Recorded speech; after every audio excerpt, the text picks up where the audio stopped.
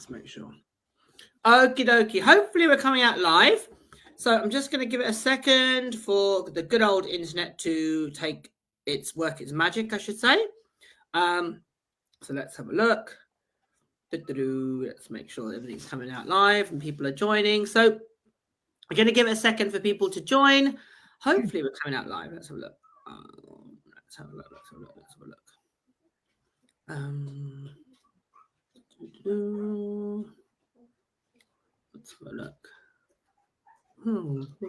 Okay, we've got people. Okay, cool. I think we've got people joining us. If somebody could put in the comments to say that we can hear us both. Jenny, just want to just natter for a second to make sure they can hear you as well. Me natter? Never. Excellent. Okay, cool. I think we're all good. Let's just wait for people to join us. So, slurp of tea whilst we have people join. Excellent. Okay, cool. So welcome to this conversation. Excellent. So we'll let people join in whilst they are joining. So for those of us who are joining, obviously this conversation is going to be about mindset matters. And one of the key things is nerves and how to deal with nerves. Let us know in the comments if you are a person that gets nervous in competition, if you do a dog sport, or if you struggle with your confidence or nerves, if you have a reactive dog, etc. Let us know and we can obviously talk to those points. So welcome. The good person across the screen is Jenny Gould of the GSD Hub. Some of you may have seen some of the stuff that we've done together. We have done a podcast in the past, which we keep on threatening to do. Yeah, we must do more. We must do more. But my good friend and fellow dog sports competitor and coach with her fantastic German Shepherds. How have you been, Jenny? You just returned from a little break? Yeah, little break. First time away for me and my husband in 12 years together. Oh, wow. Abroad anyway. So, yeah, it's been good. Dogs were in the very capable hands of my friend. Sorry? Does that mean you're going to get divorced now? No. No.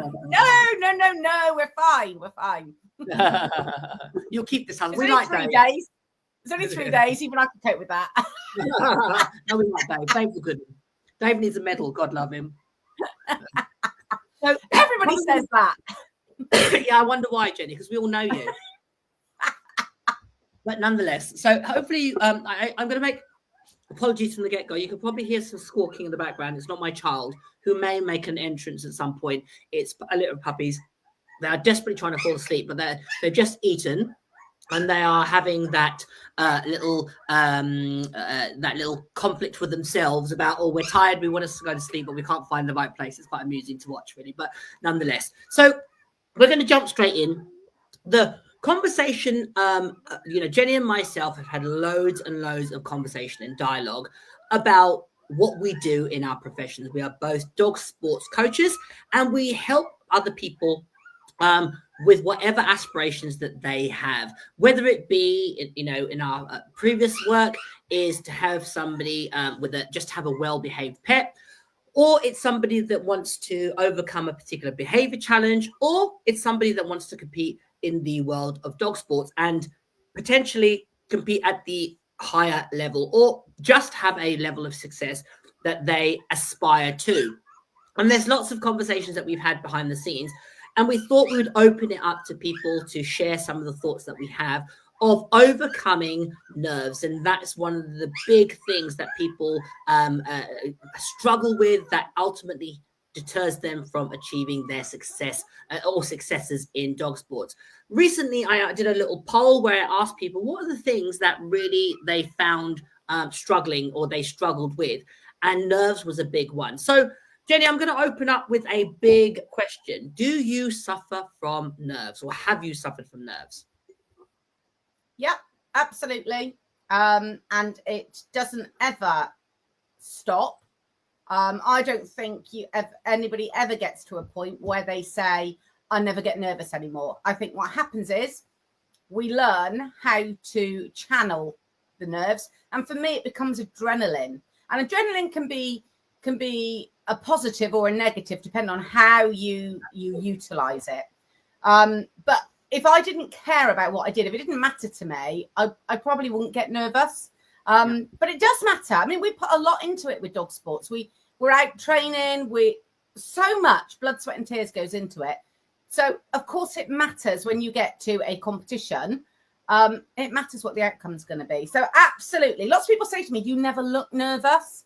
And I think that's a really interesting one, because I think if people say, oh, but it's so obvious I was shaking and, you know, and my legs were trembling, I have to say that, yes, all right, with what we do, we can recognize people that are nervous, even from the subtle signs.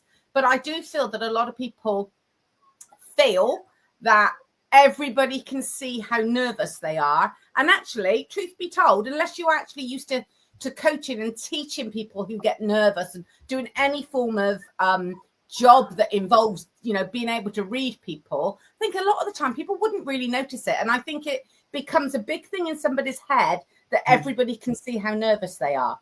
I get nervous. It may not look like it, but I absolutely get nervous. And it's just about how the adrenaline is then channeled into what I'm doing. So, yeah, definitely. You do as well, Kamal, I know. Yeah, definitely. I think, to be honest, you know, I frame it as getting nerve-sighted, in that to me, it's that little adrenaline dump. And if I'm honest, it's kind of addictive. You know, it's why I agree. Yeah. You know, it's why I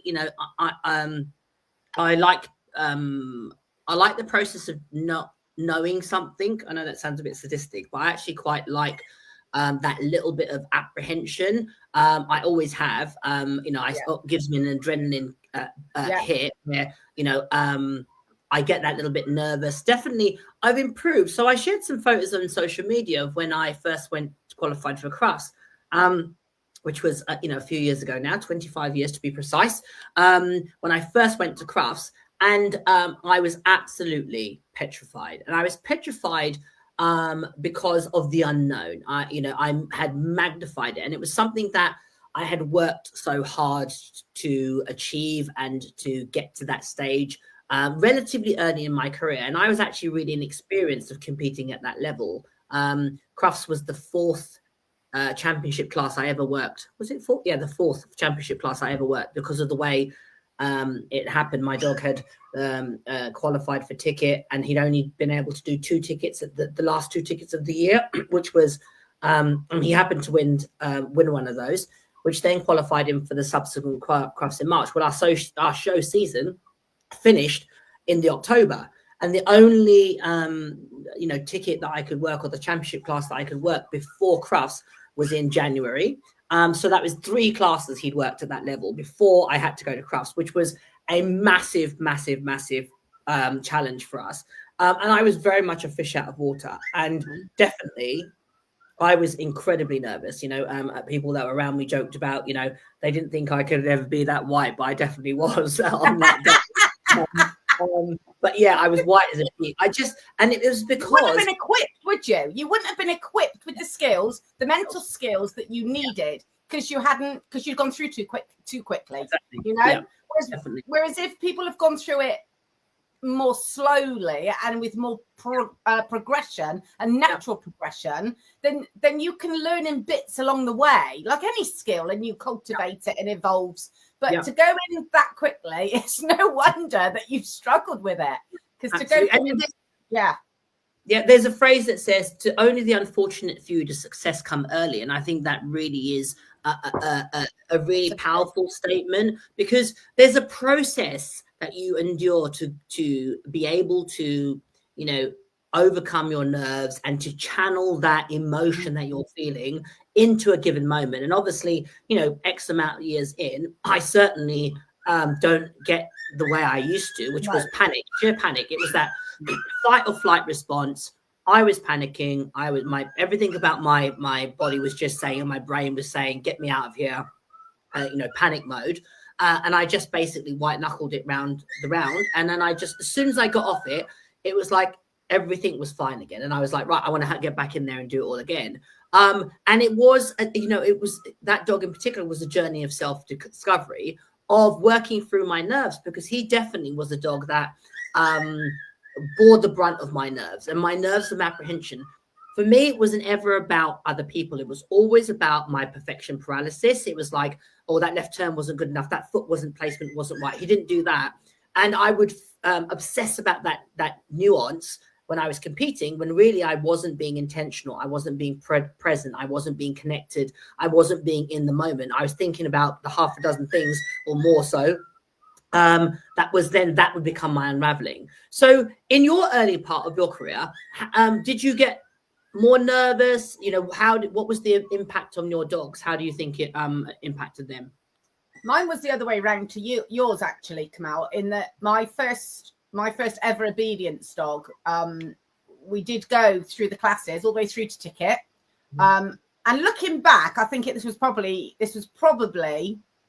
looking back, a good thing that happened in some ways, because we couldn't do anything at ticket, you know, because he got injured and he was retired at 6. So for anybody who's watched our podcast before, my first 2 dogs that I went, both qualified for ticket, and then both were retired within just a couple of attempts at ticket class. So I had to learn a lot about keeping the faith, coping with failure, coping with things not going right. And I had to deal a lot with that, actually, very much away from the competition. And I think that really, really benefited me. And it gave me dogs that I couldn't get too carried away with how it wasn't easy to get to ticket. It was a massive, massive thing to qualify them for ticket. But I couldn't then go on and then start to get placed in ticket and win tickets and go, oh my God, you know, the absolute opposite of what happened with you. Oh my God, this was not easy. But, you know, sometimes you go through and you think, oh, blimey, this has just happened. How did this happen? I didn't realize it was going to be this easy to get through to that. And that's sort of a little bit tongue in cheek. But I think for me, I had to learn an awful lot dealing with mental pressure that was actually not to do with competition. And I think that made a huge difference for me, because it made me look at my dog sports, my dogs, and doing a dog sport as a whole. If I wanted to get to ticket and I wanted to compete at Crufts and I wanted to make up obedience champions, I had to look at more than just the competition. I had to look at the bigger picture. And the bigger picture was preparation. And it's something that I've dragged through with everything. And I have got better and better and better at my prep, because I'm a natural control freak. So you talk about you with your left turns and this not being right and your perfection paralysis. I'm a natural control freak. And for me, having to deal with something thrown at me was a struggle, because I like to control everything and I couldn't control the things that happened. So I had to learn very early on how to deal with some of those things, even before it came to competition. So a lot of my learning in a way came slightly away from competitions, and having to, dig deep, cope with failure, cope with a lot of those things. And I think as a result, it meant that I couldn't put the pressure on my dogs by getting to top level really quickly. That would I have done it? I don't know. When I say put pressure on, I mean, the dogs would have picked up, you know, potentially from me as I got to top level. And I think I learned an awful lot about myself, hell of a lot about myself, before we ever hit that sort of level. So I think for me, understanding how it affected my dogs was actually at the very beginning was more of a physical thing as opposed to mental. And I had to deal with that. And that was a mental game for me, really, really big mental game for me to be to hang on in there. And then make decisions that were right for the dogs, and then start again with another dog, which is where I went with it. So mine was actually slightly different, but it's all mental game. The whole lot of it is mental game, you know, whether it's physical fitness, overcoming injuries with our dogs, you know, I've been there, got the t-shirt. Honestly, I have. And there is most definitely mental game, mental complications for how we deal with those things. The dogs just deal with it. We know what dogs are like. They get on with it. They get on with life. They live in the moment. Whereas we can catastrophize, all sorts of stuff. So I think for me, looking at the mental game, it's more than just the competing bit. Yeah, definitely. Yeah, so you raised a really interesting point there, which is definitely something that certainly with Ty that I had, which was although he was very trained, the bit that I hadn't prepared for was I would always train him in a way that I was, you know, my mechanics were smooth and I was all confident, etc., because, you know, I was very, you know, assuring what I was doing. I didn't prepare him adequately for when I was apprehensive and nervous, and what that looked like to the dog. And obviously now, X amount of years later, one of the things that I really encourage my students to do is to either pretend to be apprehensive and nervous. They say failing to prepare is preparing to fail, and never a true word is spoken. In that, a necessary part of preparing to compete successfully is either putting yourself under a level of pressure, in various ways, not necessarily competition.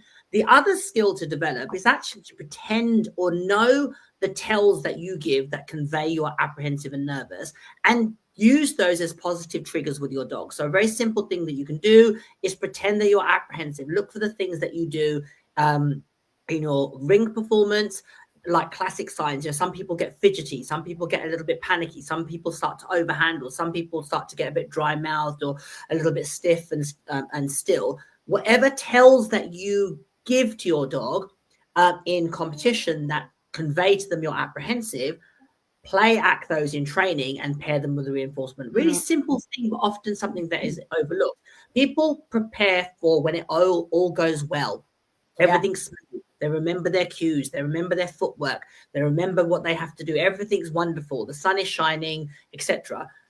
Good practice for competition is to prepare certainly when it goes, when it doesn't go necessarily in your favor. And that's applicable to whether you are competing in dog sports or you have a dog with a behavior challenge. Always think about how can I train the dog so thoroughly and prepare it for all the eventualities.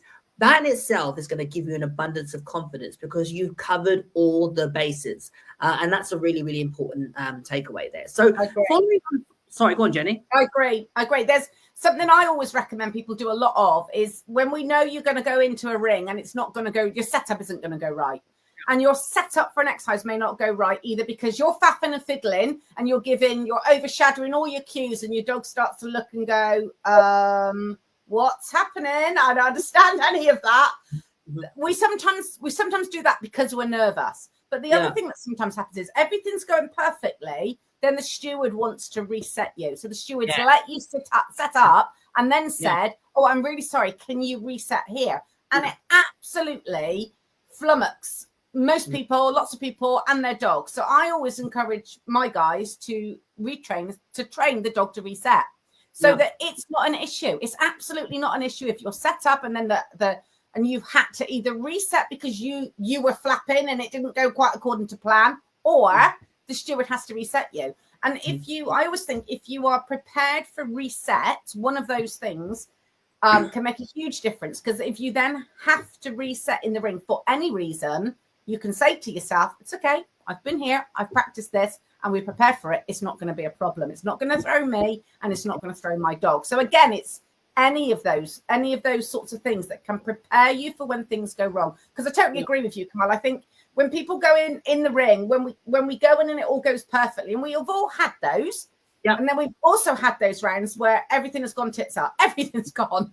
And those are the ones is when people say, I didn't know what to do when it went wrong. And it is so important. It's not negative. It's not a negative way of looking at it. We have to be prepared for anything. And you get better and better and better at that, I think, as you become more experienced and the more that you do as well. Yeah, definitely. And I think there's a follow-up point to that, which is one is definitely embrace those challenges, certainly in training, create them, find them, orchestrate them so that you become familiar with dealing with things when it doesn't go correctly. So if you are an obedience competitor, create situations where you have mock of stewards and you have an awkward steward, or you have a really a steward that takes you into the ring ropes. If you're an agility competitor, run a course, and even if it doesn't quite go, run it and keep running it so that you are familiar with picking up. And even if you cued the dog to say turn tightly to the left and actually the dog misread it and it did something whilst it might be on the same line or the same course path, the dog has taken the wrong cue, just handle through it so that you develop that skill.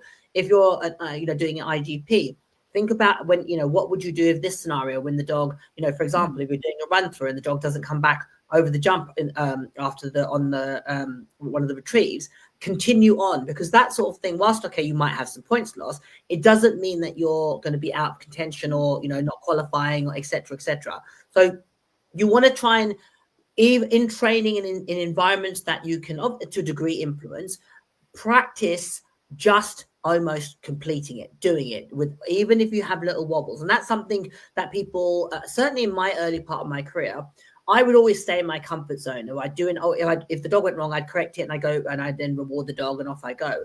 I would never allow a little error to happen and continue on the chain or the process. So it gave me the muscle memory of recovering from a little blip. And there's a difference between something that is, going to be, say, for example, you say to your dog, sitting it down. That's a really black and white area where you might go, okay, I might restart. Not always, but you might go, okay, I'm going to restart. But if your dog, sits and it doesn't quite sit quickly, but you think, okay, it wasn't brilliant, I'm going to keep going, because that's a really important skill for you to develop as a competitor. The ability to go and be present, be connected, keep going, even though sometimes it's a bit of an ugly win. You want to keep going and master that. Any thoughts on it, Jenny?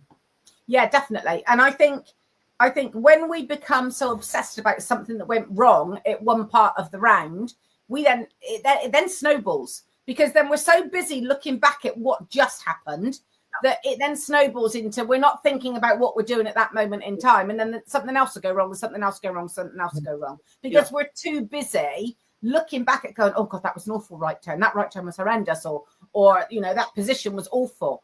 And if you're thinking, you've got to stay in the moment, and if you're thinking about what just went wrong, because actually in training you would want to do something about that, it then affects the whole rest of the round.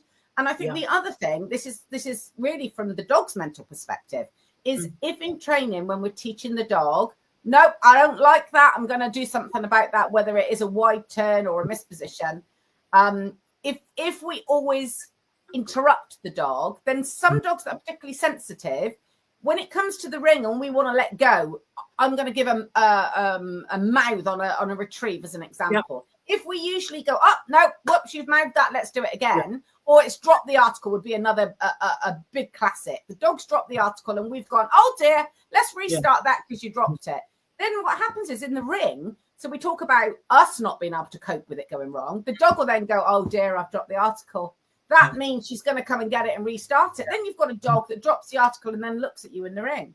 Well, if you never, ever go through that process of allowing the dog also to learn that actually it's okay sometimes to continue on through the chain, even with an error. Put the error right, dog, and then continue on the rest of the chain, because we all know you can still win classes with a dropped retrieve, depending on how well everything else has gone.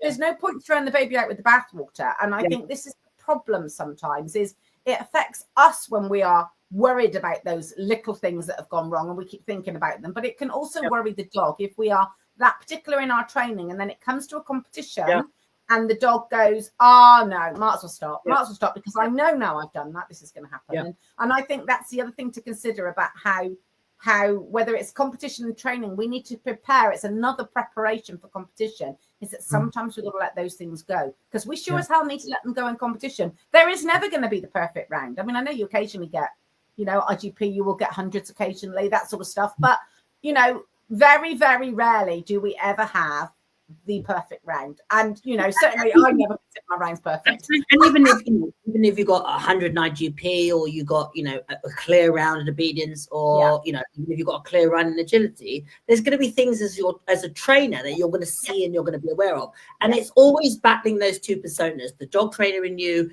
and the competitor. And often the competitor, depending on your personality, one voice can have more of a say than other. The goal is to obviously have the two things in balance, understanding that there's going to be a shifting criteria when you're going to competition, letting it go to a degree, but not to the point of where you're going to erode your training. Similarly, as a trainer, allowing those little tiny things to slip. Yes, okay, it might niggle you that the left toe wasn't quite perfectly in line with the right, etc. But that's details that aren't going to necessarily stop you being successful and moving up the competitive ladder. So when we talk about being nervous, I should say, when we talk about nerves, I should say, let me reframe that. When we talk about nerves, one of the things that people throw about in contrast or in response to that is, how do we create confidence? How do we create confidence within the competitor or the person? So, you know, you've got an eclectic mix of people and dog sports in your community, the GSD Hub. I have, you know, coached probably every single dog sports that you could possibly think of, you know, to, you know, world championship level, crufts, etc. What for you is the biggest and most important way that people can create confidence?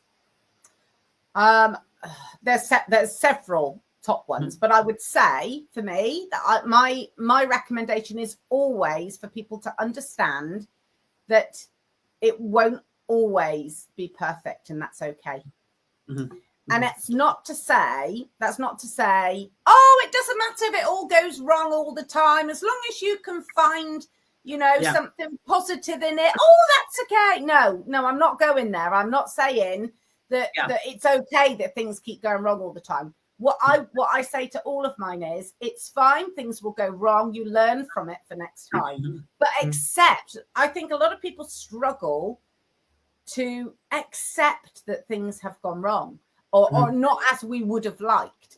And it's if there's one thing people can get their heads around, is that they need to understand it is part of the process. It honestly is part of the process, and it is part of the process for every single competitor. Absolutely. A lot of people, I don't know about your guys, Kamal, but a lot of mine worry about what people think of them. They don't like being watched, and they worry about what people are going to think of them. And I think a lot of that comes from feeling that other people are better than them, you know.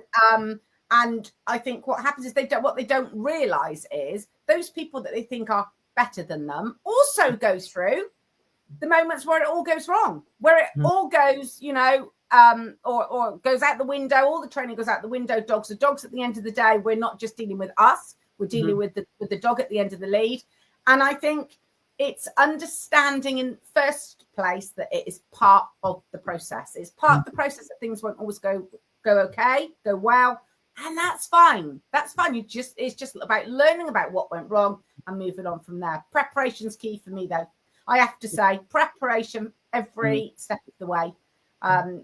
You know, if the dog understands what's asked of it, and you understand how to ask, how to give the cues and stuff like that, and you're very clear in your setups, I think that makes a massive difference to handler. So I think there's a little bit of both. I think there's the preparation is key. Better train your dog, the less you've got to be nervous about.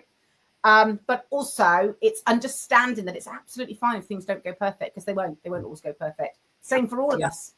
You had one the other week, didn't you? Where yours, you know, you've had an uncharacteristic error for one of your dogs on an exercise that actually because I even said to you, didn't I? He'll be fine, Kamal. He's a really good scent dog. You'll be fine.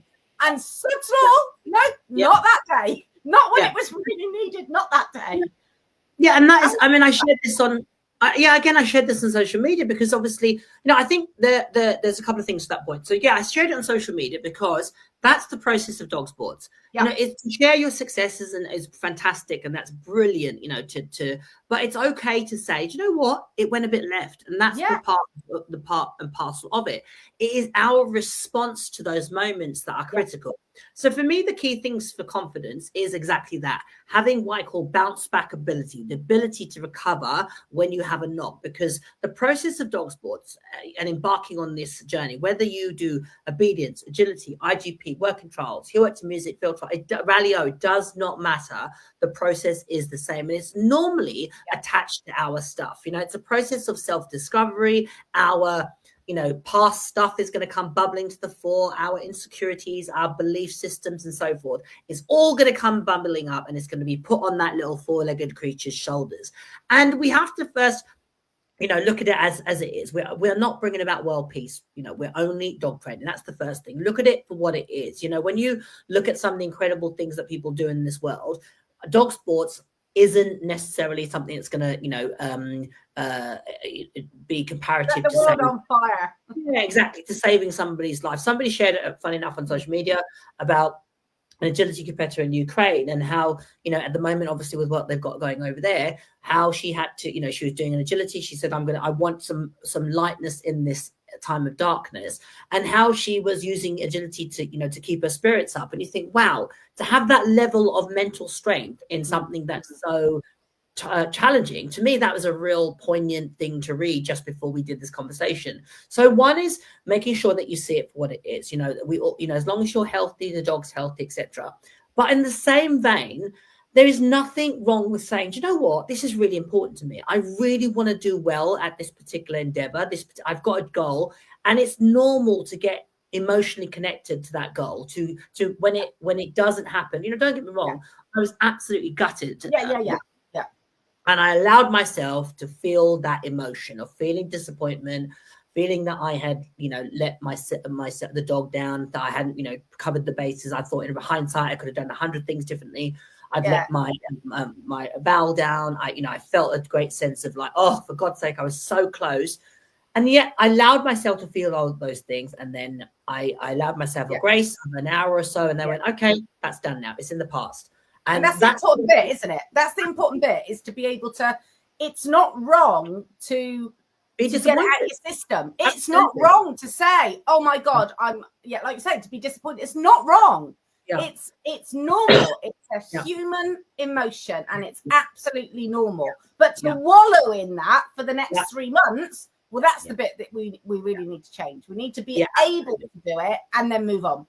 Yeah, absolutely. And that was my response. It's like, okay, how can I do better? How can I, what can I take from that experience?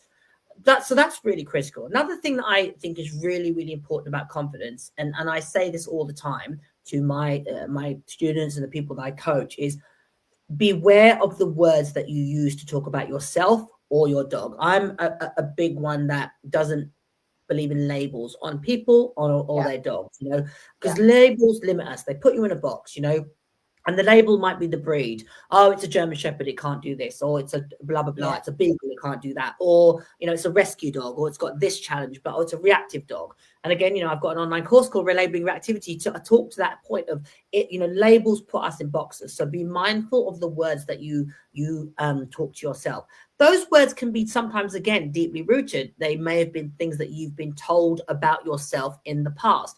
And it's really important that you recognize those moments, and you have a response for when that happens. When your default response is when you fail, for example, or when the dog fails, inverted commas, instantly, I'm so rubbish, you're so useless, and that self-deprecating mindset comes to the fore. You need to have something in your toolbox, again, talking about preparation, have something that you're prepared to retaliate to and combat that happening, either to yourself, or if well-intended people give you feedback, have stock phrases that you can feed back to them in order to empower yourself in those moments. That's really, really, really critical. Yeah. So definitely be aware of what you say to yourself. Definitely bounce back ability. The other thing that I would say is this is the biggest thing that for me is often, certainly in the world of social media, is be honest. Be honest with yourself. It's very easy to sort of say, hey, you know what, my dog fell, but you know what, I had a lovely day and I saw my friends and I love my dog and etc. All of that is true, but I was absolutely disappointed. And I'm going to tell you I was disappointed because that's my honest feeling. I don't need to sugarcoat it. I can have a moment by my van and gather my thoughts. I can get on the phone and vent to my friend. I can go, put a voice note going, saying a load of swear words, whatever. Whatever it is that I need to do, move forward that moment. Yeah. I'm not going to be disingenuous and say, but you know what, we had this connection and it was wonderful and all. It's like, it's being disingenuous. Be honest with yourself. Be honest and say, do you know what, I was absolutely devastated. I've worked really hard for that moment. Yeah. And again, it's okay. The other thing is to be honest and say, do you know what, actually, this should be better. I could do this better. Yeah, definitely. So that was another conversation I had. So, going, can I make him better? The fact that in that instance, a lot of dogs had issues. I'm going to take that as a note to self. I'm not going to go there and, be a reactive trainer and think that I have a problem. That's something that can be done. That's a real common.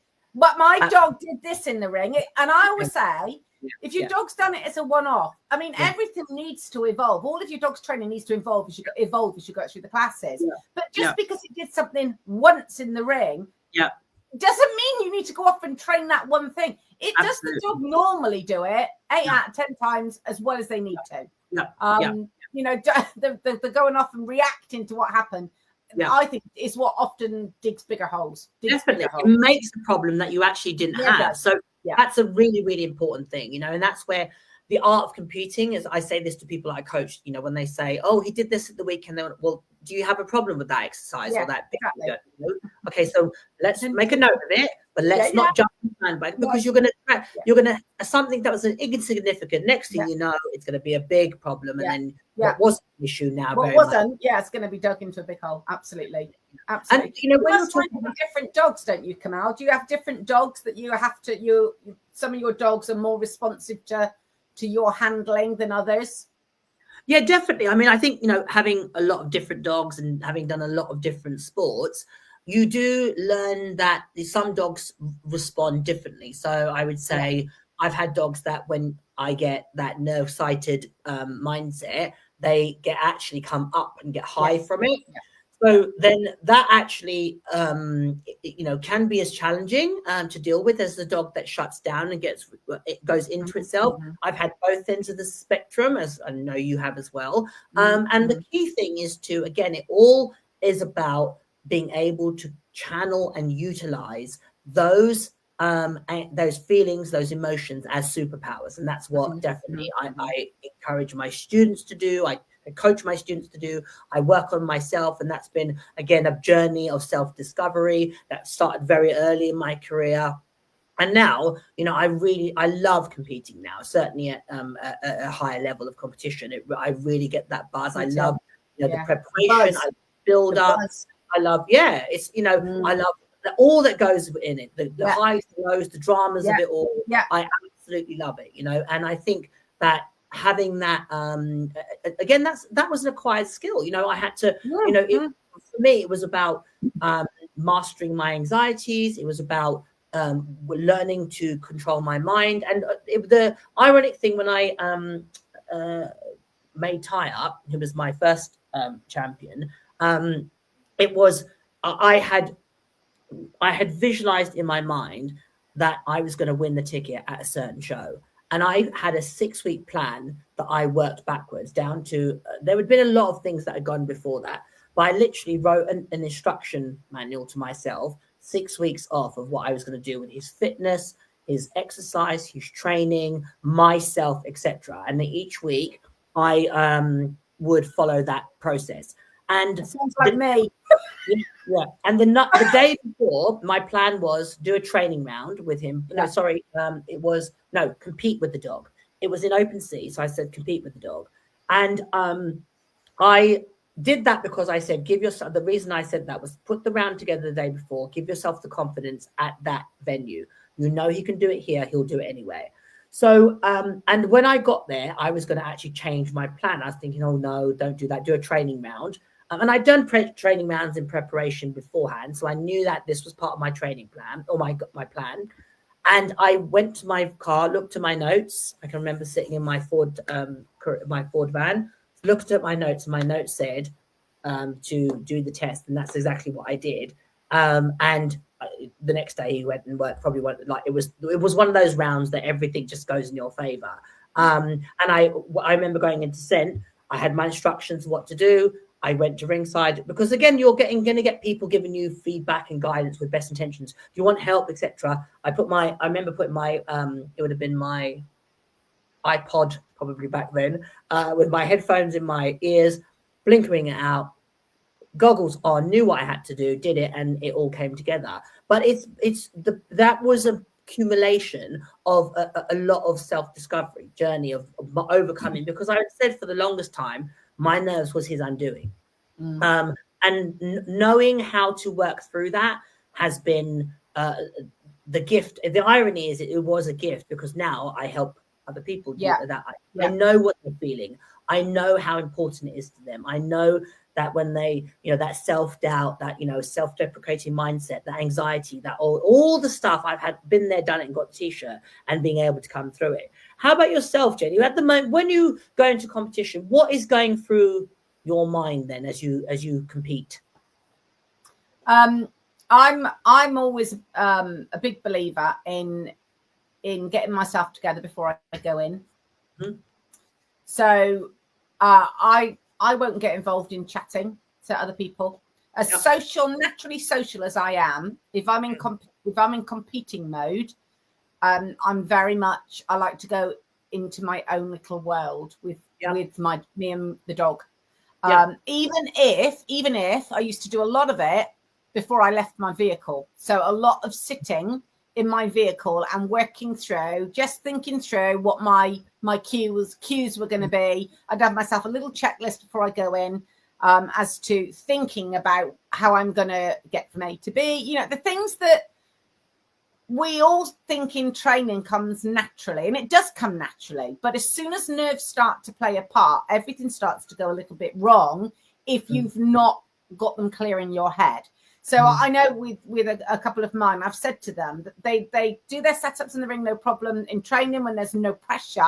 And then as soon as they start to feel nervous, and it all goes wrong. So I'm always, if I know that there's an area that might go a little bit fluffy or grey, then I will remind myself of that. And I do it often before I leave the van, because it can be hard. You can get so distracted en route to rings. Yeah. So it doesn't start for me when I get to the ring. It starts for me way before I actually get to the ring. And that's a really, really important part for me, for getting my head in gear for what I'm about to do when I go in the ring. Because the one thing that I think is important in that ring is, if you do nothing else, is pause and think. And it is the hardest thing to do when you're nervous, is to pause and take things one step at a time. It becomes a runaway train when you're nervous. And the biggest learning curve for me was trying to slow that runaway train down, and to have a little plan before I get there as to how I'm going to deal with, how I'm going to put the brakes on that vehicle when I'm coming to a corner. And that's what happens with me when I'm nervous, is if I've had to learn to, which is very natural for me, slow everything down. Take it a step at a time. And I'm terrible, probably in lots of ways now, for people to steward, because I will never be rushed with my dog from A to B. I'll never be rushed. Doesn't matter what the steward's like, I will take my time. And it feels sometimes like I'm very much in slow motion for what is my natural character. And I'm sure I look back at videos. Videoing is great, by the way. I look back at videos and I go, do you know, it didn't look slow. It didn't look delayed. It didn't look, like I was being particularly rude.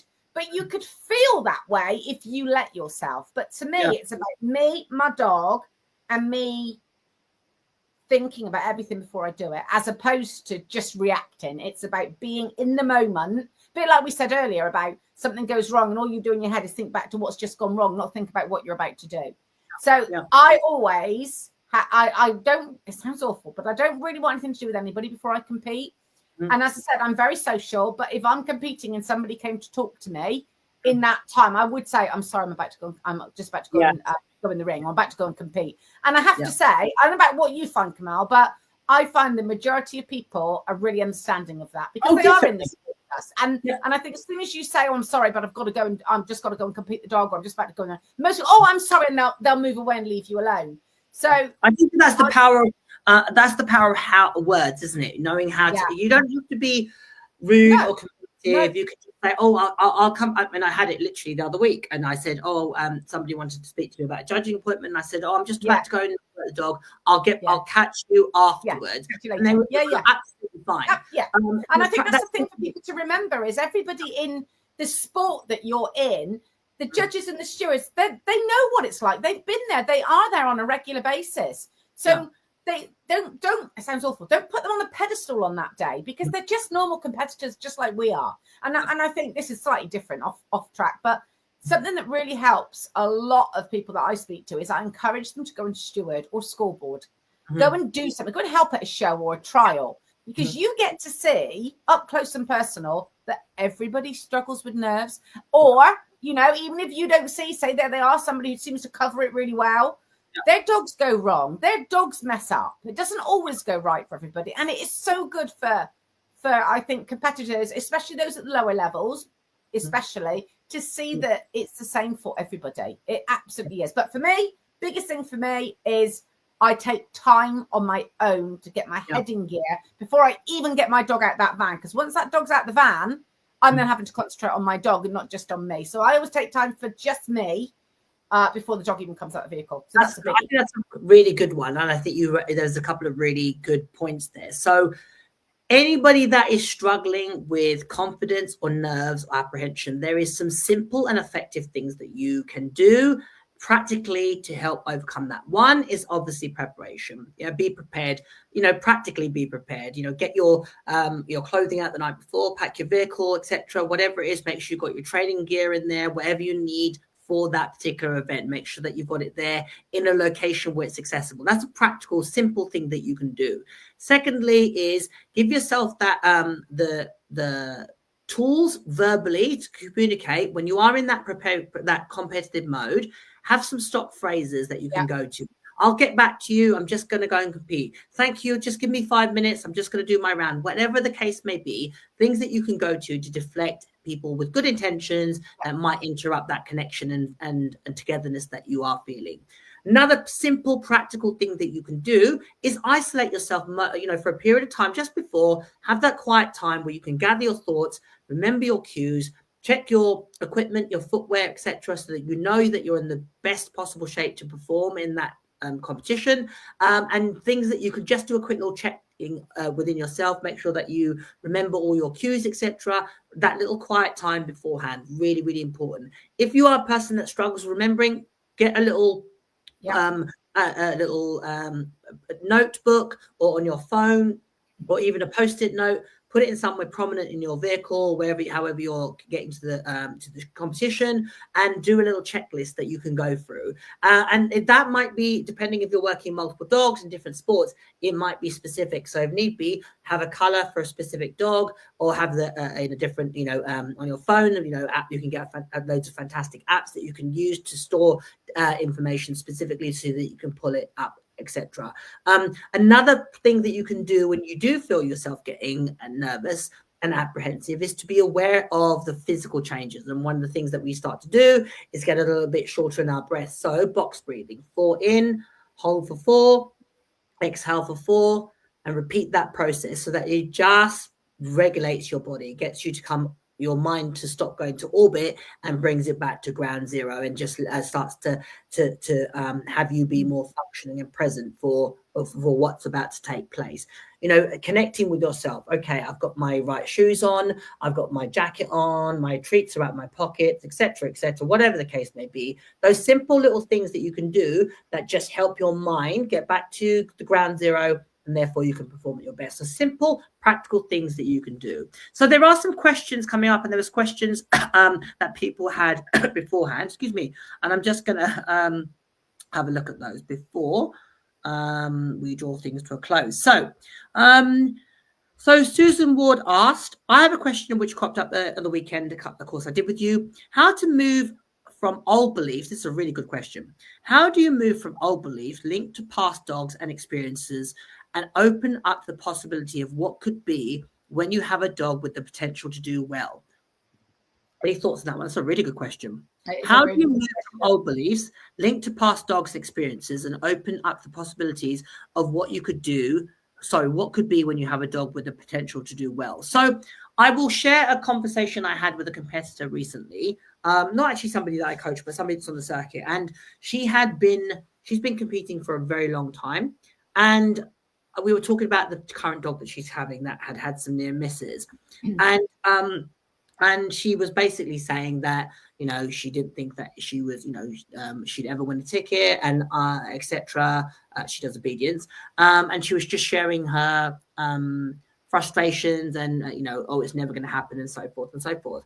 And I asked her the question, and I shared it on social media as well. If not you, then whom? Well, if not you, then whom? Who else is it that could be successful if not for yourself? And that's the first thing that I would say to in responses to Susan's question. If you have a past history that you may have attached to your dog training journey and your belief of yourself, the first thing is to ask yourself, well, if not me, then whom? Who should have this moment? Who should have this success? Who should achieve that goal? Who should get that qualification, whatever the case may be? That's the first thing.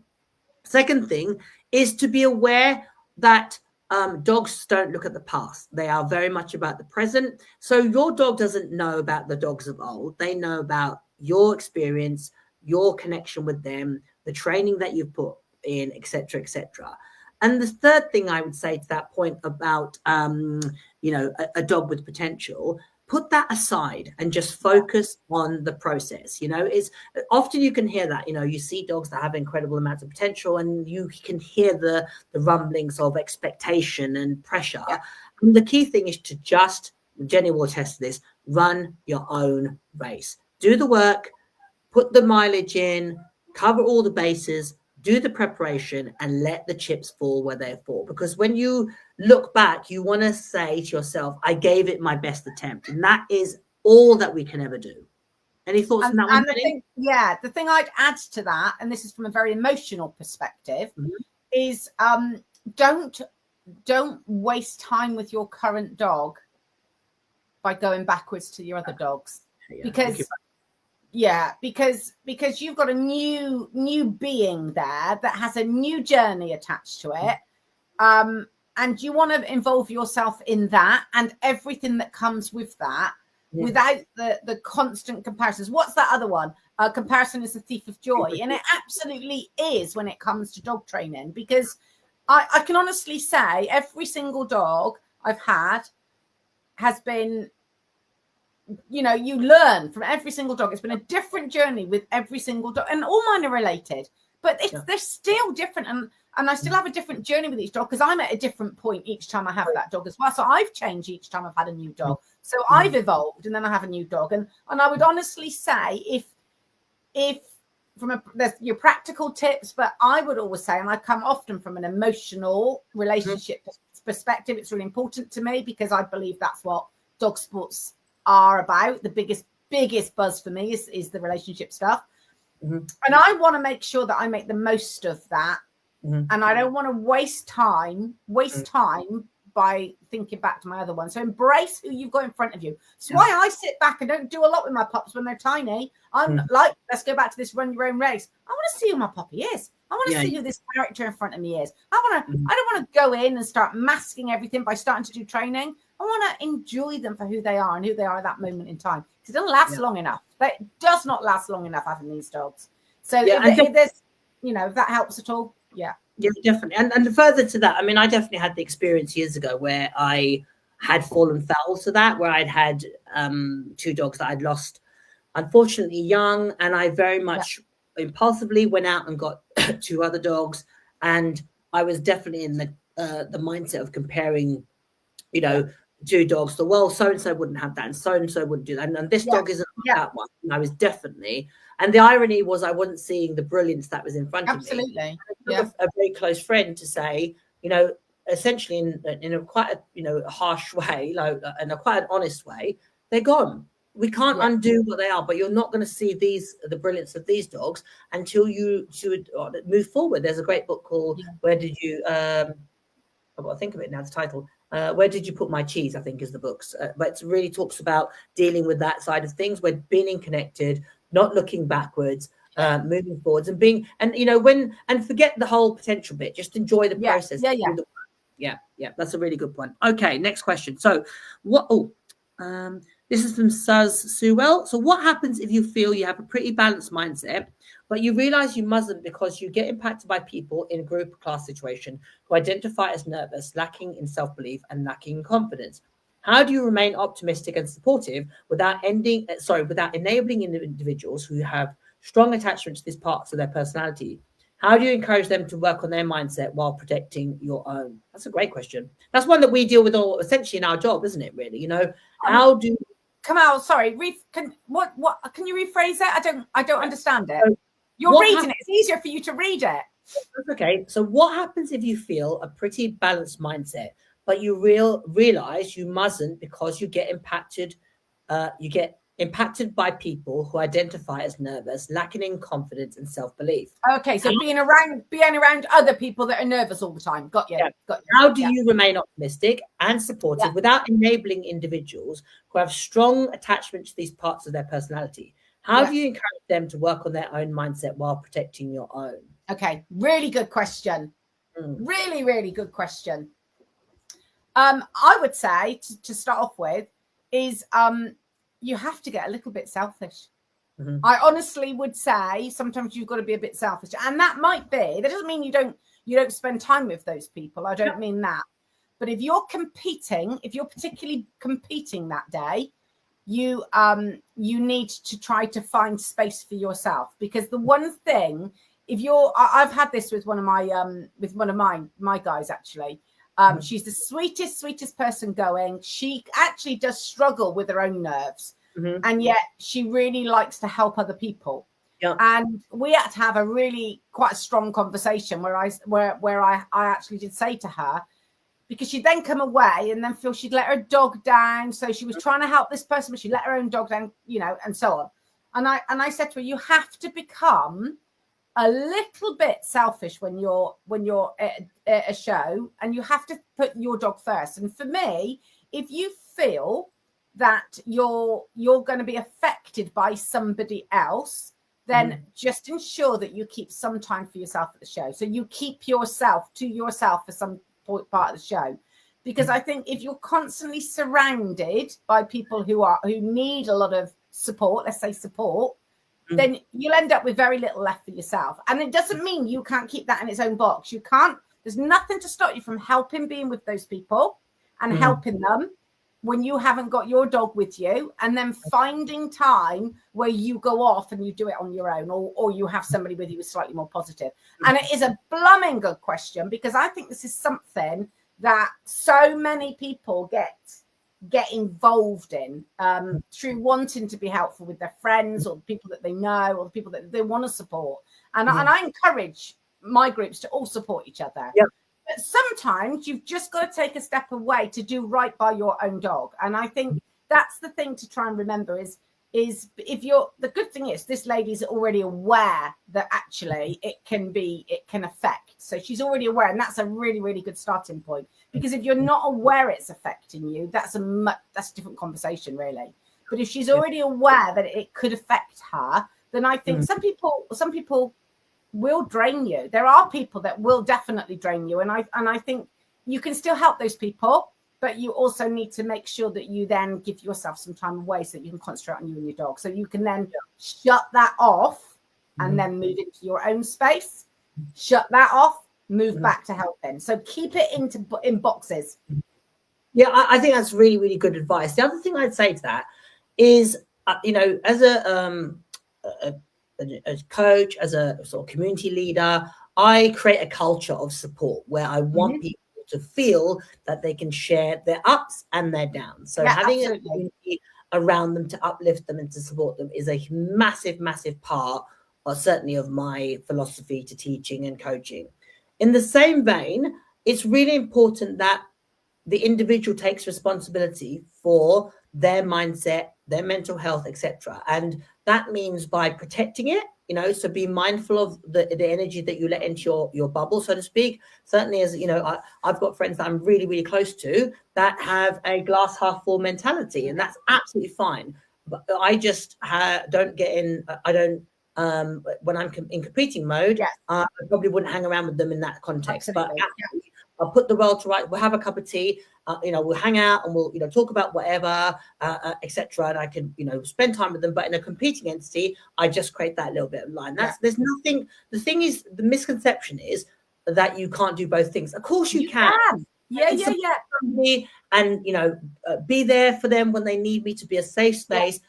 I can also say, okay, I'm going to go off and do my thing, and I'll be back, and I'll kick on in with you, etc., etc. You can absolutely be definitely. both things. The caveat to that is, you could only do that if your cup is full. You can't give, when you're giving to everybody else, you've got to make sure that you're looking at yourself, and that means self-care. That means investing in your own self-worth, etc. Doing things that fill your cup up, etc. So making sure surrounding yourself with like-minded people that can boost you, being part of a community which uplifts you so that you can then give that to others, I should say. And the other thing is, I always think, lead by example, show people what is possible, by you being upbeat, by you being positive, showing people what is possible, you'll find that will start to have a ripple effect. That's definitely something that I try and do on a regular basis. Okie dokie. So let's have a look if there's any more questions. So Claire said, my behavior changes and my dog picks up on it. Been listening to meditation with sports competitors. Sorry, always something to work on. Yeah, great. I mean, meditation is fantastic for lots of things. Visualization, meditation, anything that causes you to be aware of self is so important and critical, not only for just who you are as a person, but to certainly for dog sports. I do that sort of stuff in different ways. We all have our practice. My practice is exercise. That's the place where I'm at my most zen, for want of a better term. If you tried to make me be still, it would be very frustrating because of my personality. But if you put me on a treadmill or I exercise, I can clear my thoughts, and that's how I process. So find the way that works for you. That's really, really critical. I think there's a misconception that you have to, one size fits all. You have to do meditation, you have to do visualization. Find your way of, okay, I've got all these thoughts juggling in my mind. How do I make them? How do I process them? Find what works for you. Any thoughts on that one, Jenny? What do you do to Mine is driving and listening to music. Right. My best thoughts, my best dreams, my best goals, my best processes that I'm working on all happen when I'm driving long journeys, listening to music. So I'm on my own, and I cannot, probably a bit like you with your exercise, I cannot do anything else. I'm on the motorway, I've got the music on, and that's when that's when I become more motivated. It sounds daft, doesn't it? Sitting in a van, driving up the motorway makes me more motivated to actually want to do, to get out there and do what I need to do with the dogs. But having that time on my own, when I can't get distracted by anything else, works brilliantly for me. I'm big into music in terms of I'm very highly affected by music, so you'll know what I'm feeling according to the music that I'm playing. So I'm very much that way. So my dogs have a playlist for each dog. So that I'm definitely. I think that's a really find the thing that works for you. It doesn't have to be a stock thing. Whatever works for you as an individual. Okay, so Emma said, hello both. Lando, my border collie, and I compete in rally and obedience, and I struggle massively with nerves to the point it affects him and makes him reactive towards judges and the stewards and the scribes. So, Emma, definitely, hopefully the conversation has helped you. For me, the big thing is prepare. Preparation is going to give you an abundance of confidence. First off, and ask yourself, what is it that's making you nervous? What are you thinking is going to go wrong? Have you trained against that? Have you prepared for it? If that's the case, also find environments that you can either replicate the picture that you're going to see in competition, and find a community of people that can help you make that reality. That's a really, really big one, especially when you have a dog that has reactivity challenges. Find your people, find your tribe that can help you move forward through those struggles. Any thoughts, Jenny? Yeah, definitely. My first thing that came to mind for me was preparation. And I've had dogs that are reactive, that have competed and not been comfortable in certain situations, and it's all about prep for that dog, teaching the picture and teaching an exact routine in that picture, so the dog feels actually more secure, and I feel more secure because I know exactly what I'm going to do and what I'm going to ask the dog to do. And I think if you've got a dog that's responding to you and he's becoming reactive because of you, the more you have a routine and you have a set thing that you ask the dog to do in those situations, the more confidence he will have in you taking control of the situation. And I think, that at the end of the day, it's a real partnership. Whatever sport we do, it's a real partnership. And you can absolutely understand, certainly my breed, they are likely, if they are lacking confidence and they don't see me as saying, it's fine, don't you worry, we're just going to do this, it's not a problem. And that's hard to do when you're nervous. It's really, really hard if you're nervous to say to the dog, look, don't worry, mate, we're just going to do this, that's not a problem, that person walking towards us isn't a problem. And the more that you prepare a picture for the dog, and it becomes a thoroughly reliable behavior that is then tested with people that you trust. And I think that's an important thing. Test it with people that you trust to begin with, that know will do exactly what you ask them to do. So you could even set it up with things like, I don't want you to come any closer than that line there while I go through my routine. And then as time goes on, obviously you'll be able to have that little line closer, or the where you want them to be closer, and you can become confident in your dog's confidence in you, actually. And I think the more that you can prep those types of things, those types of situations, the more confident you will feel in each other, because that's what it comes down to. It comes down to that partnership side of things. So that would definitely be mine. Yeah, definitely. So Judy said, nervous competing with her reactivity whilst trying to compete agility. Remember the course, but having to be 500% compete on the behaviour, concentrate on the behaviour, and we're going to jumpstart tomorrow. So the thing I'd say, obviously knowing Julie's dog really well, and Julie is, that it is a process. Okay, when you've had a dog with a behaviour challenge, that has to be your biggest priority, because that's about life. You know, the rosettes is secondary to your dog being safe, you feeling confident in your dog's behavior. Once you've mastered that, then you can add the other skills to it. Now, obviously, with agility specifically, you can practice running courses without a dog, so you can give yourself that skill set. But again, when you first embark on that process of taking a dog with a behavior challenge into those environments, set yourself up for success. Do the minimal that you need to, reward the dog, build up that history of reinforcement for good responses, for not only for behavior, but for you experiencing this dog behaving appropriately, and just give it sufficient time. The biggest thing that people struggle with, certainly, which can create apprehension, is trying to forsaking what they want for what they want right now, i.e.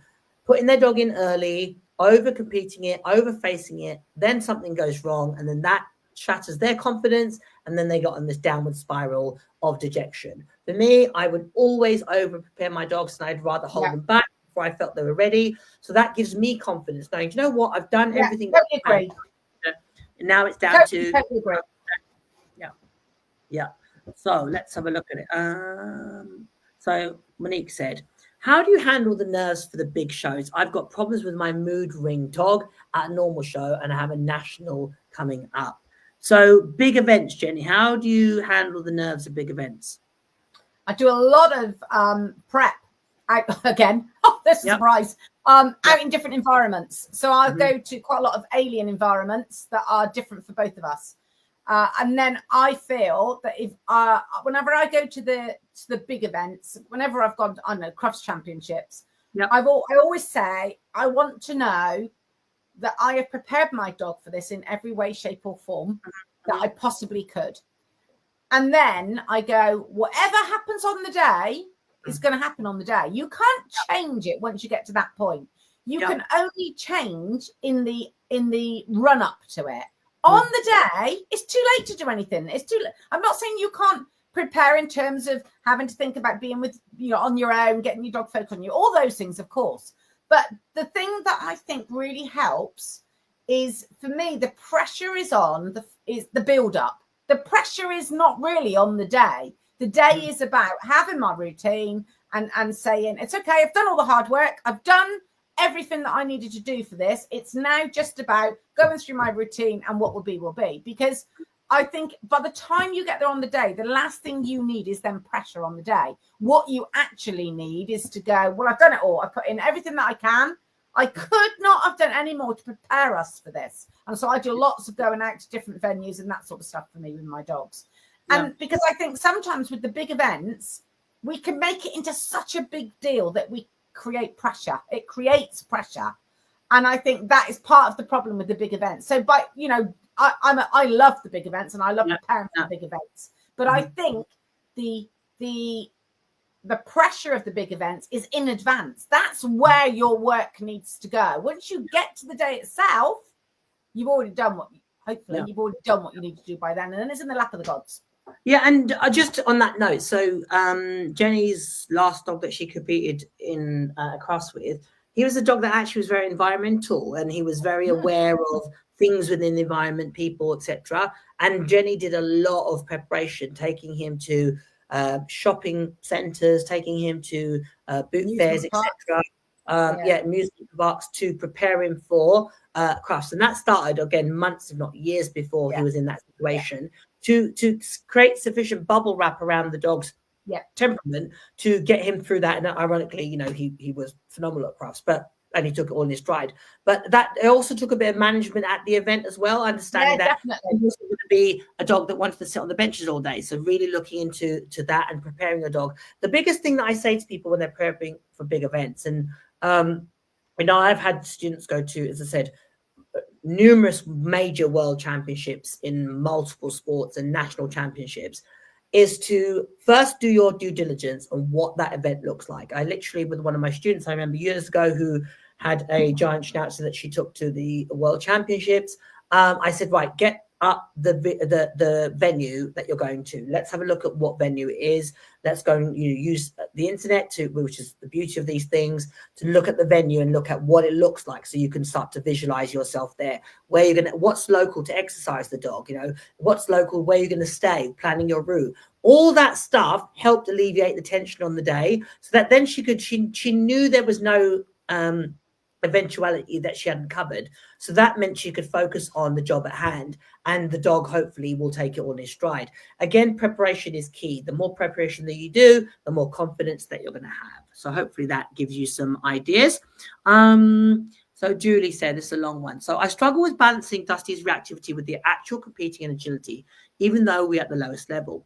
It's trying to concentrate on our pre-start routine and keeping her calm, and then staying calm myself on the start line, and then not relaxing criteria, i.e. as I'm worried she won't wait, letting her start too soon.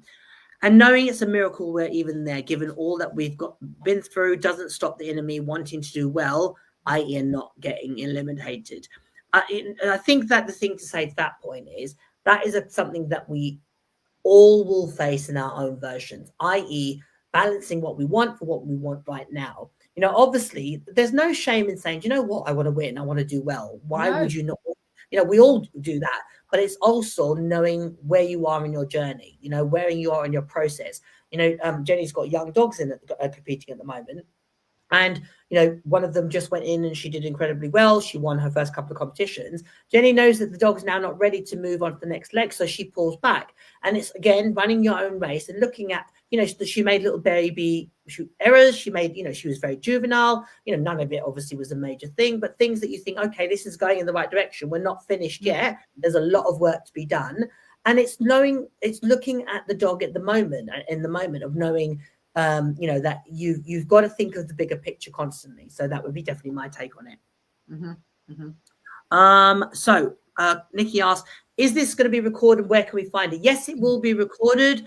It will be on my Facebook page, Jenny's Facebook page, and probably YouTube as well.